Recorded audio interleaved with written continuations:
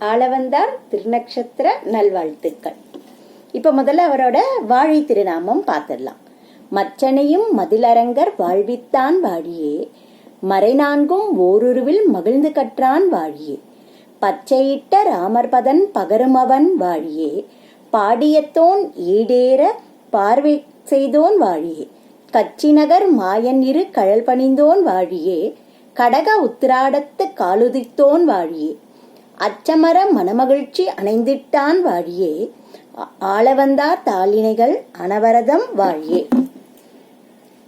முதல்ல திருநக்ஷத்திரம்னா நம்ம அவரோட வாழி திருநாமம் என்னங்கிறத பார்த்தாலே நிறைய இன்ஃபர்மேஷன்ஸ் எல்லாம் கிடைச்சிடும் நமக்கு. இவர் எப்போ அவதரித்திருக்காருன்னா ஆடி மாத உத்திராட நட்சத்திரத்துக்கு, அதை தான் சமஸ்கிருதத்துல கடக மாசம் அந்த கணக்குல நம்ம சொல்லுவோம். இவர் நாதமுனிகளோட பேரன். நாதமுனிகள் யாருன்னா நமக்கு வேதங்கள் எல்லாம் தொகுத்து கொடுத்தவர் தான் நாதமுனிகள், அவரோட பேரன் இவர். ஈஸ்வர முனிகள் இவரோட அப்பா. இவர் 912ஆம் ஆண்டு காட்டு மன்னார் கோவில் அங்கதான் இவர் அவதரிச்சார். வீரநாராயணபுரம்னு சொல்லுவா, வீராணம் ஏரி இருக்கு இல்லையா, எல்லாருக்கும் தெரியும் அது. அங்க தாத்தாவும் அதே ஊர் தான், இவரும் அதே இதுதான். இவரோட இது என்னன்னா, இவாள்லாம் இல்லைன்னா நம்மளோட சம்பிரதாயமே இல்லை. ராமானுஜருக்கே இவர் குரு.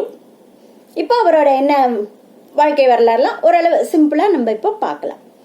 என்னன்னா, இவர் 912 வீரநாராயணபுரம் அங்க அவதரித்தார்னு சொன்னோம் இல்லையா, அங்க மகாபாஷ்யக்கார பாஷ்ய பட்டருங்கிறவர்கிட்ட இவர் வேதம்லாம் கத்துன்னு இருக்க.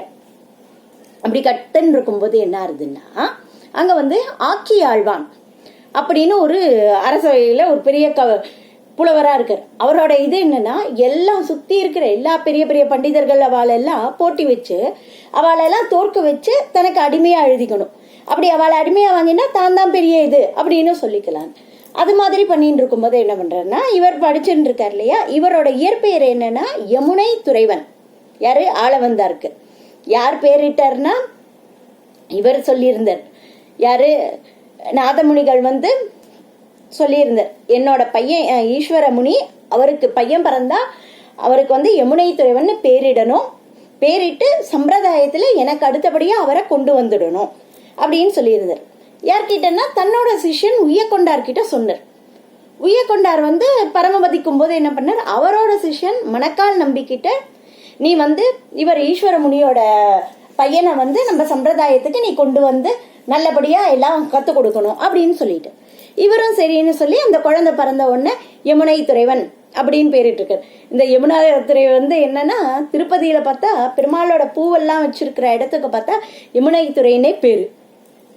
அப்படி இவர் பிறந்து நல்லபடியா வளர்ந்துட்டு இருக்கார். அப்போ இந்த மகாபாஷ்ய பட்டருங்கிறட்ட வேதம் எல்லாம் கத்துட்டு இருக்காரு. அப்பதான் இந்த சொன்ன இல்லையா, அந்த ஆக்கி ஆழ்வான் அவர் இது பண்ற. அப்படி வரும்போது என்னன்னா, இவருக்கு ஒரு மாதிரி இருக்கு. யாருக்கு? இவர் மகாபாஷ்ய பட்டருக்கு. என்னடா இது, அவர்கிட்ட போய் ஏன்னா அவர் எப்படின்னா வாதம்ங்கிறத விட விதண்டாவாதமா கேள்வி கேட்பார். அவர்கிட்ட போனவா யாருமே சரியா ஜெயிக்கவே முடியாது. ஏதோ ஒரு இது கேள்வி தப்பாகும், அப்படி இதுவா இருக்கும். என்ன பண்றது, தோத்துட்டோம்னா நம்ம பேரே கெட்டு போயிடுமே அப்படிங்கிற உடனே அப்போ யமுனை துறைவனுக்கு யமுனை துறைவனுக்கு வெறும் 12 வயசு கூட ஆல. அப்போ இது சொல்றாரு, உங்களுக்கு பதிலா நான் அவரை போட்டிட்டு நான் ஜெயிக்கிறேங்கிற. உன்னால முடியும் பார்ப்பாங்க, என்னால கண்டிப்பா முடியும் அப்படிங்கிறாரு. யாரோட வாரிசு அவர் கேட்கணுமா? சரிங்கிற.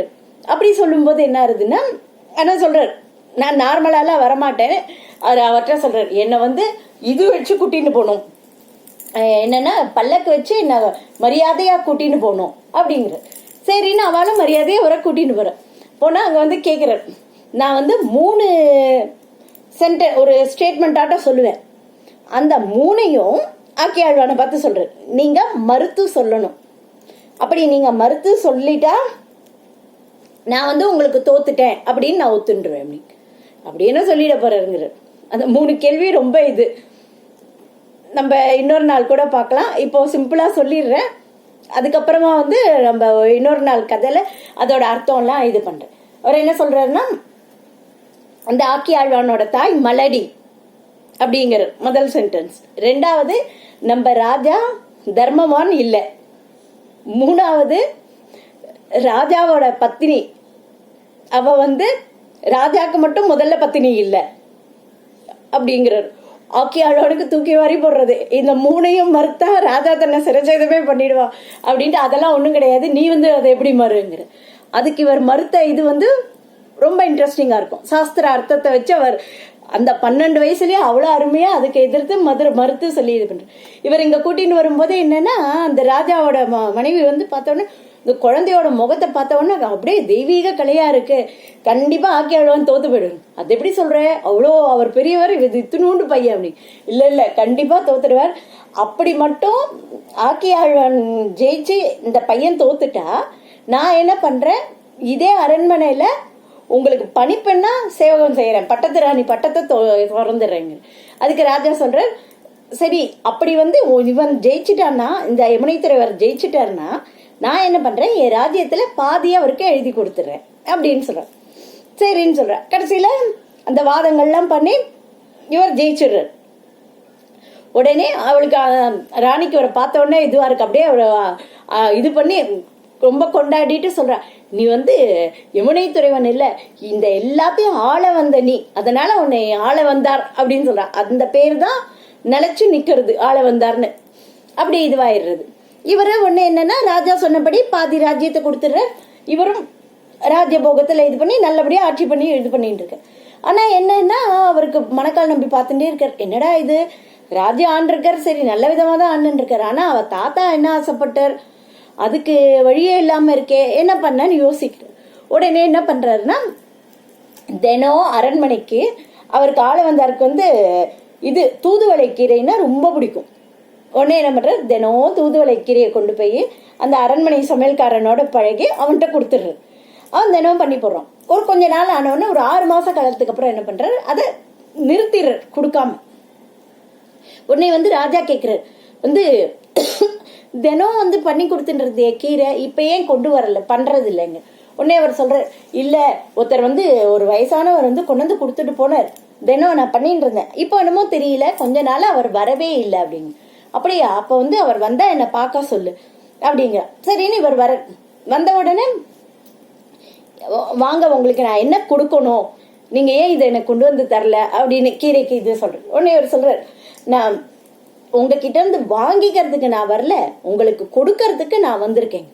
நான் ராஜா, எனக்கு நீங்க என்ன கொடுக்க போறீங்க, உங்க தாத்தா வந்து நிறைய ஒரு பெரிய அளப்பரிய செல்வத்தை என்கிட்ட கொடுத்துட்டு போயிருக்காரு, அதை உங்களுக்கு கொடுக்கணும்னு, அதை கொடுக்கதான் நான் வந்திருக்கேன். அப்படியா, அந்த செல்வம் எப்படிப்பட்டது, அந்த செல்வம் வந்து காலத்தால அழியாதது, அதை நீருனால நெருப்புனால எதனாலையுமே அழிக்க முடியாது, அது வந்து 2 நதிக்கு நடுவுல 7 பிரகாரங்கள்ல சூழப்பட்டு பாம்பனையில இருக்கு அப்படின்னு. அப்படியா, அப்ப நான் அந்த செல்வத்தை பாதுகாக்கணும்னா நிறைய படையோட வரணும் இல்லையா, நீங்க மட்டும்தான் வரணும் அப்படிங்கிற. அப்படியா, எங்க அப்படிங்கிற வான்னு அவரை எங்க கூட்டின்னு போவார். இதை சொன்ன உடனே எல்லாருக்கும் அது புரிஞ்சிருக்கும். இந்த குழுவிலேயே நம்ம திருவரங்கத்துக்கு கூட்டின்னு போறாரு. திருவரங்கத்துக்குள்ள போய் பெருமாளை பார்த்தோன்னே அவருக்கு அப்படியே ஆச்சரியமாயிருது.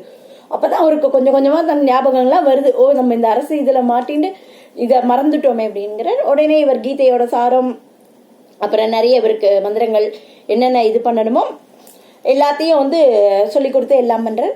கடைசியில வந்து அஷ்டாங்க ரகசியம் யோக கலையை மட்டும் குருகூர் இவர்கிட்ட போய் கத்துக்கணும் அப்படின்ட்டு சொல்றார். அவரை போய் பார்த்து எல்லாம் பண்றார். அவர் இன்னும் ஒரு நாள் வாங்குறார். ஆனா அந்த நாள் அவர் போறதுக்குள்ள அவர் பரமபதத்துக்கு போயிடுறார். ஸோ அந்த அஷ்டாங்க யோக கலை மட்டும் அவருக்கு கிடைக்கல. மற்றபடி இதெல்லாம் வந்து இதுவாயிடுறது. மணக்கால் நம்பி அவருக்கு குருவா இருந்து எல்லாத்தையும் சொல்லி கொடுத்து இது பண்றார். இப்படி இருந்துட்டு இருக்கும்போது இவர் ஸ்ரீரங்கத்துல எல்லா பணியும் பண்ணி அருமையா பண்ணிட்டு இருக்கார். அவர்கிட்ட நாதமுனிகளுக்கு கதையில வந்து முன்னாடியே வரும். நாதமுனிகள் வந்து இதுல நம்மாழ்வாரோட விக்கிரகம் வேணும்ட்டு அந்த தாமிரபரணி ஆத்து ஜலத்தை இது பண்ணும்போது என்னன்னா, அவருக்கு முதல்ல பவிஷ்ய ராமானுஜரோட விக்கிரகம் கிடைக்கும். அது வந்து பவிஷ்ய ராமானுஜர் இது வந்து ஆழ்வார் திருநகர்ல அந்த விக்கிரகம் இருக்கு. நம்ம போனோம்னா கண்டிப்பா அந்த சன்னதி ஆழ்வார் திருநகர் போனா நம்மாழ்வார் செவிக்கும் போது இவரையும் கண்டிப்பா செவிச்சுட்டு வரணும். அந்த விக்கிரகமும் இவர் தான் வச்சுட்டு இருக்கார். இவருக்கு அதனால தெரியும் இளையாழ்வார் இதுன்னு. ஒரு முறை ஸ்ரீரங்கத்துக்கு வரும்போது, காஞ்சிபுரத்துக்கு வரும்போது இவர் பாக்குறார் இளையாழ்வார. ராமானுஜரோட இயற்பெயர் இளையாழ்வார் இல்லையா. அவர் யாதவ பிரகாசத்தை அப்ப சிஷ்யனா இருந்த காலம். அப்பதான் பார்த்துட்டு இவர் தான் வந்து முதல்வன் நம்மளோட சம்பிரதாயத்துக்கே இவர் தான் வந்து முக்கியமானவர், அப்புறம் இவரை நம்ம கூப்பிட்டுக்கணும் அப்படின்ட்டு சொல்லி பெரிய நம்பிட்ட முன்னாடியே சொல்லி வச்சிருக்காரு. இவர் அங்கே அப்படியே இதில் இருந்துகிட்டே இருக்கும்போது என்ன ஆகுது, ஆளவந்தாருக்கு ஒரு முறை வந்து இது ராஜப்பிளவைன்னு, அதாவது முதுகுல ஒரு பெரிய ஒரு வியாதியாட்டம் ஒரு கட்டியாட்டம் ஒன்று வந்துடுறது. அதனால அவரால் தன்னோட காலக்ஷேபத்தையோ இதையோ எதையுமே பண்ண முடியல, ரொம்ப கஷ்டப்படுறாரு. அப்படி இருக்கும்போது ஒரு அஸ்ட்ரேலியா கேட்கறது, உன்னோட வியாதியை வந்து யாராவது வாங்கிட்டான்னா, உன் சிஷ்யர்கள் இத்தனை பேர் இருக்கா இல்லையா, அப்போ வந்து நான் வந்து யாருக்கா நீ கொடுத்துட்டேன்னா நீ எல்லா கைங்கரியத்தையும் வழக்கம் போல செஞ்சுட்டு இருக்கலான்னு. உடனே இவர் கேட்கிறார், வந்து என் உடம்புக்காக கேட்கல, எதுக்கு கேட்கிறேன்னா நீங்க வந்து யாராவது ஒருத்தர் வாங்கிட்டேன்னா என்னால கைங்கரியத்தை சரியா பண்ண முடியும் அப்படிங்க. யாருமே வாங்கிக்க யோசிக்கிறா. அப்ப மாரநேர் நம்பிங்கிறவர் வந்து அவர் கொஞ்சம் கீழ் வர்ணத்தவர். அவர் நான் வந்து உங்களோட இதை ஏத்துக்கிறேன், இதை வந்து நான் உங்களோட பிரசாதமா ஏத்துக்கிறேன் அப்படின்ற அவர் வாங்கினோன்னு இவருக்கு வியாதி போயிடுறது. இவர் நல்லபடியா பழையபடி தன்னோட கைங்கரியம் கோவில் கைங்கரியம் காலக்ஷேபம் எல்லாம் பண்ணிட்டு இருக்காரு. அதனால பெரிய நம்பிட்ட சொல்றாரு, இவர் வந்து என்னோட இதை வாங்கின்றதுனால வந்து எனக்கு அவ்வளவு பெரிய இது பண்ணியிருக்காரு. ஸோ இவரை நீ வந்து நல்ல விதமா எனக்கு கொடுக்குற மரியாதையை அவருக்கும் கொடுக்கணும் அப்படிங்கிற. சரின்ற இப்படி நடந்துட்டே இருக்கு. இவருக்கு கொஞ்சம் கொஞ்சமா வயசும் ஆயிடுறது ஆளவந்தாருக்கு. அப்போ வந்து என்ன பண்றாரு, தன்னோட இறுதி காலம் நெருங்கிறதுங்கிறது புரிஞ்ச உடனே இவர் என்ன பண்றார், நீ போய் இவரை கூட்டிட்டு வா, யார ராமானுஜரை, அவர்கிட்ட அடுத்து நான் எல்லாத்தையும் ஒப்படைக்கணும் அப்படின்ட்டு பெரிய நம்பியை அனுப்பி வைக்கிறார். அவர் போய் கூப்பிட போறார். கூப்பிட்டு வரா. அப்பெல்லாம் என்ன பஸ் ட்ரெயின் ஃபிளைட்லாம் இருக்கா, நடந்து தானே வரணும். அவ காஞ்சிபுரத்துல இருந்து ஸ்ரீரங்கம் எல்லையை அடையறதுக்குள்ள உள்ள வர்றதுக்குள்ள ஆளவந்தார் பரமவதிச்சிடுறார். அப்படியே பத்மாசனத்துல அமர்ந்து அப்படியே தன்னோட இதை இது பண்ணிடுற. இவருக்கு ரொம்ப வருத்தமா இருக்கு, ஐயோ வந்து நான் வந்து பார்க்கவே முடியலையே அப்படின்னு. அப்ப பார்க்கும்போது என்னன்னா ஆளவந்தாரோட 3 விரல் வந்து இதுவா இருக்கு, மடங்கி போயிருக்கு. என்ன அப்படின்னா அப்ப வந்து அவர் சொல்றாரு, அவரோட 3 ஆசைகள் இருக்கு அப்படின்னோடனே ராமானுஜர் சொல்ற, உங்களோட அருளாலேயே நான் அதை வந்து நிறைவேற்றுறேன் அப்படிங்கிறார். என்ன 3 இதுன்னா, இதுக்கு ஸ்ரீபாஷ்யம் எழுதணும், அது பத்தி ஒரு இது, அதுக்கு நல்ல உரை எழுதணும் அப்படின்ட்டு சொல்லியிருக்கார். அடுத்தது வந்து வேதவியாசர், அப்புறம் வந்து இவர் பராசரர், அவளோட இதுக்கெல்லாம் வந்து நினைவா வந்து 2 பேருக்கு வந்து பேர் வைக்கணும். நம்ம இதுக்கு பண்ணின இதுக்கு உதவியா ஒரு நல்ல குழம்பு 2 பசங்களுக்கு அந்த பேரை வைக்கணும் அப்படின்னு இருக்க. அப்புறம் நம்மாழ்வாரோட இதுக்கெல்லாம் ஒரு உரை கரெக்டா எழுதணும் அப்படின்னு. அது 3 அவரோட ஆசை. அது இவர் 3ஐயும் நான் வந்து உங்க அருளால பண்ணிடுவேன் அப்படின்னு சொன்னோன்னா மடங்கியிருந்த விரல் வந்து அப்படியே நீட்டிடுறது அப்படின்னு சொல்லுவா. ஸோ அவ்வளோ பெரிய அருமையான விஷயங்கள்லாம் அவரோட இதுல நடந்திருக்கு. இதெல்லாம் அப்படி நடந்த இதுவா இருக்கு. இவருக்கு வந்து இவர் எழுதின 8 நூல்கள் ரொம்ப முக்கியம். ஸ்தோத்திர ரத்னம், இன்னும் நிறைய நூல்கள்லாம் வந்து என்னன்னா சமஸ்கிருதத்துல ரொம்ப அருமையான நூல். அதை பற்றி இது பண்ணி ராமானுஜர் தன்னோட அந்த ஸ்ரீபாஷ்யத்துக்கு கூட இவரோட அந்த 2 நூல்கள் இதுல இருந்தெல்லாம் குறிப்பெல்லாம் எடுத்துட்டு இருக்காருன்னு இது. ஸோ ஆளவந்தாரோட இதுல கொஞ்சம் நமக்கு புரியுற மாதிரி கொஞ்சம் கொஞ்சம் சொல்லியிருக்கோம். இதெல்லாம் நம்ம சொல்றது எதுக்குன்னா திருப்பி திருப்பி குழந்தையிலேயே சொல்றேன்னு நினைச்சுக்காதீங்க. இன்னைக்கு குழந்தைகள் தான் நாளைக்கு பெரியவாள் ஆக போறா. ஏற்கனவே இனிமேல் இருக்கிற காலகட்டம் வந்து நம்மளோட சம்பிரதாயம் வந்து என்னன்னே தெரியாம போற அளவுக்கு நிறைய விஷயங்கள் நடந்துட்டு இருக்கு. நம்ம குழந்தையில தப்பு சொல்ல முடியாது, நம்ம தான் குழந்தையில படிக்க அனுப்புறோம், எல்லாமே பண்றோம். பட் நம்ம வந்து இதெல்லாமும் கொஞ்சம் கொஞ்சம் சொல்லி கொடுத்தாதான் பின்னாடி குழந்தைகளுக்கு வந்து இப்ப நமக்கு நம்ம அம்மா அப்பா ஏதாவது இதை பத்தி கொஞ்சம் கொஞ்சம் சொல்லியிருந்தாதான் நம்ம வந்து நம்ம பசங்களுக்கும் சொல்ல முடியும். ஸோ அட்லீஸ்ட் நாளைக்கு வந்து இது இன்னும் ஒரு ஆத்துல ஒரு பெருமாளுக்கு இது திருக்கணமதோ ஏதோ ஒன்று பண்ணினோம்னா குழந்தைகளுக்கு கேட்கும், இன்னைக்கு என்னதுமா ஸ்வீட் பண்ணியிருக்கேன், இன்னைக்கு ஆளவந்தாரோட திருநட்சத்திரம். திருநட்சத்திரம்னா என்னதுமா, அவரோட பர்த்டே. அப்படியா, என்ன இது உன்னோட நட்சத்திரம் உனக்கு தெரியுமா அப்படின்னு குழந்தைகளுக்கு நம்ம தமிழ் மாசம் தமிழ் நட்சத்திரத்தையும் நம்ம சொல்லி கொடுக்கணும். நம்ம எப்பவுமே என்ன பண்றோம், இப்போ ஸ்கூல்ல கொடுக்கறதுனால டேட் ஆஃப் பர்த் கொடுக்கறதுனால அதை தான் குழந்தைகள் பிறந்த நாள் முக்கியமா கேக் கட் பண்றோம் அப்படிங்கிற இதுல இருக்கும்.